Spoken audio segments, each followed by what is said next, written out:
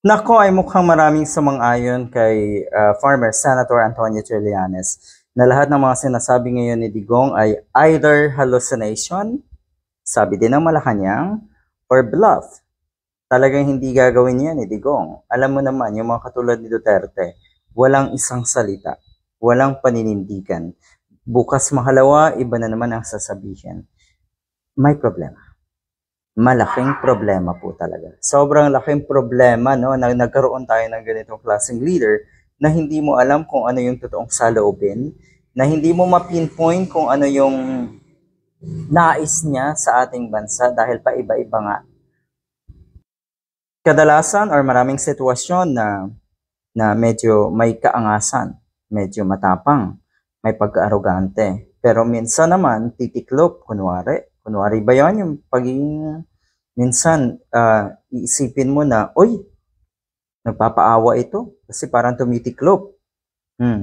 Tapos ngayon, ito lang ata yung sitwasyon na bigla siyang naging matapang sa harap ni former Senator Trillanes dahil sa mga nakaraang taon, kung naalala niyo po, wala naman to si Digong eh. Tiklop na tiklop ito kay Trillanes dahil ika nga, sabi nga nila, pag pinatulan daw ni Digong si Senator Trillanes, pag sinampahan nga ng kaso daw itong si former Senator Trillanes ni Digong, ay ang totoong machi-checkmate yan ay itong si Duterte. Kaya walang magawa. Eto, kahit si Atty. Rowena Guanzon po ay naniniwala na etong pantakot ni Digong na libel case, libel suit laban naman kay former Senator Trillanes ay walang patutunguhan. Walang patutunguhan. Masaklap, no? Sabi niyo, nagkomento kasi itong si Atty. Rowena Guanzon, ukol nga sa banta. You see, alam nila, banta lang yan. Hindi talaga yan magagawa na itong si Digong. Dahil nga, ang totoo, magkakabukingan, magkakaalaman, machi-checkmate ka, Digong. Yan ang totoo. So, hindi ito magagawa ni Digong. Banta lang daw ito.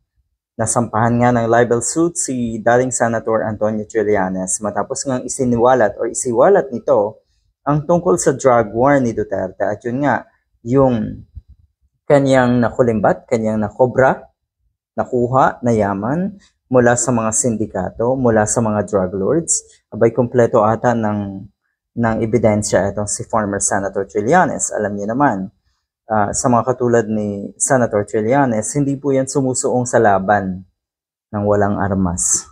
Alam yan ng marami sa atin. Kaya sabi nga ni Digong, sino daw ang gusto niyong paniwalaan? Siya o si former Senator Trillanes?